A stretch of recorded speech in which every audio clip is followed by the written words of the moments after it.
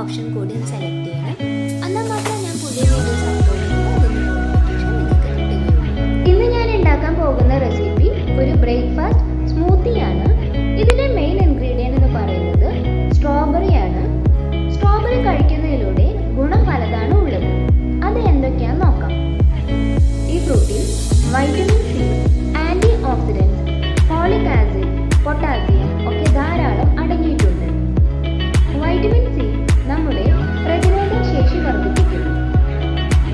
Folic acid ഉള്ളത് കൊണ്ട് pregnant ladies കഴിക്കേണ്ട ഒരു നല്ല ഫ്രൂട്ടാണ് സ്ട്രോബെറി.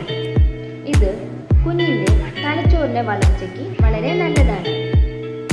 പൊട്ടാസ്യം നമ്മുടെ ബ്ലഡ് പ്രഷറിനെ നിയന്ത്രിക്കാൻ സഹായിക്കുന്നു. സ്ട്രോബെറി കഴിക്കുന്നതിലൂടെ ക്യാൻസറിനെ തടയാൻ സഹായിക്കുന്നു. തടി കുറയ്ക്കാൻ സഹായിക്കുന്ന ഒരു നല്ല ഫ്രൂട്ടും കൂടിയാണ് സ്ട്രോബെറി.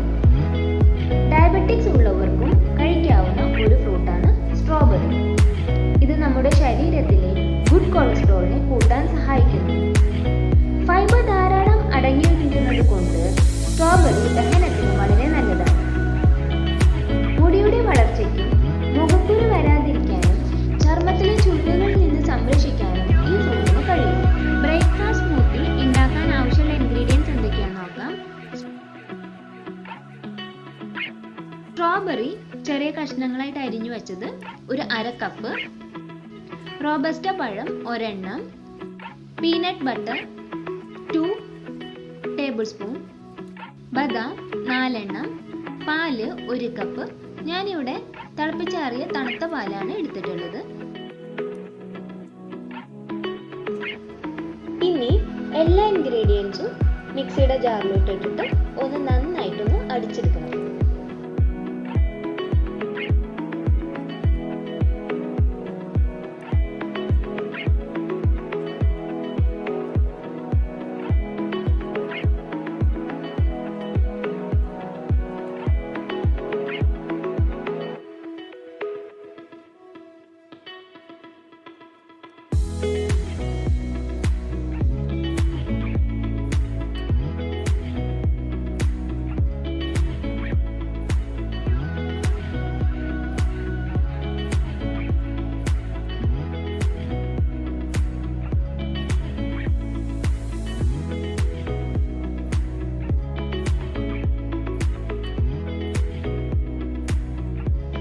വളരെ ന്യൂട്രീഷ്യസ് ആയിട്ടുള്ള സ്ട്രോബെറി സ്മൂത്തി റെഡി ആയിട്ടുണ്ട്. ഈ റെസിപ്പി എല്ലാവർക്കും ഇഷ്ടമായെന്ന് കരുതുന്നു. ഇഷ്ടപ്പെട്ടെങ്കിൽ ലൈക്കും ഷെയറും ചെയ്യാൻ മറക്കരുത്. അപ്പോൾ നമുക്കിനി അടുത്ത വീഡിയോയിൽ കാണാം. അതുവരേക്കും ബൈ.